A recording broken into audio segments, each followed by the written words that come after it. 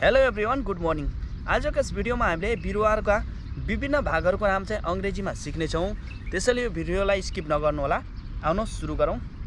मनुष्य जस्तै बिरुवाको पनि विभिन्न किसिमका भागहरू हुन्छन् र ती भागहरूले बिरुवालाई बाँच्न अनि खानाहरू बनाउन, त्यसपछाडि आफ्नो चाहिँ जनसङ्ख्या वृद्धि गर्न मद्दत सघाउँछन्।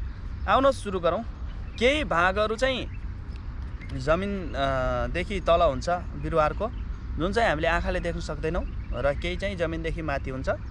जमिनदेखि माथि हुने यो भागहरूलाई चाहिँ अङ्ग्रेजीमा सुट भन्छ है, सुट भन्छ। यहाँदेखि माथि हुने भागलाई सुट, अनि यहाँ यो चाहिँ जमिनदेखि मुनि हुने जुन आँखाले हामी हेर्न सक्दैनौँ त्यसलाई चाहिँ रुट भन्छ। अब आउनुहोस् वान बाई वान सिक्दै जाउँ।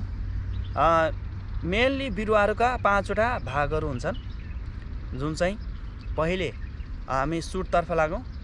सर्वप्रथम चाहिँ बिरुवाहरूको तना, स्टेम, यसलाई चाहिँ स्टेम भन्छ, तना स्टेम। त्यस पछाडि लिप्स, यो चाहिँ पातहरू, लिप भइदिएको भए एउटा पात हुन्छ, त्यो चाहिँ विचार गर्नु होला। लिप्स भनेको धेरै पातहरू भयो। त्यस पछाडि नम्बर 3 मा आयो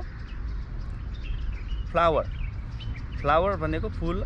त्यस पछाडि यसमा चाहिँ फल त लागेको छैन, तर फ्रुट पनि आउँछ, फ्रुट भयो है। त्यस पछाडि तल चाहिँ रुट्स, एउटा जडा भइदिएको भए रुट भन्ने हुन्थ्यो, रुट्स भयो अनि धेरै जराहरू भएर रुट्स। अनि यसै प्रकारले बिरुवाहरूको चाहिँ भागहरूको नाम चाहिँ यो भयो। कस्तो लाग्यो त आजको यस भिडियोमा चाहिँ? तपाईँलाई यदि भिडियो मन पर्यो भनेदेखि लाइक गर्नुहोला, कमेन्ट गर्नुहोला र सब्सक्राइब पनि गर्नुहोला। यो प्लान्ट चाहिँ हिबिस्कस रोजाको प्लान्ट हो। र आजको यस भिडियोमा यति नै। फेरि अर्को भिडियोमा भेट गरौँला भन्दै आजको यस भिडियोबाट म सागर बुढा बिदा हुन चाहन्छु। Take care and bye by.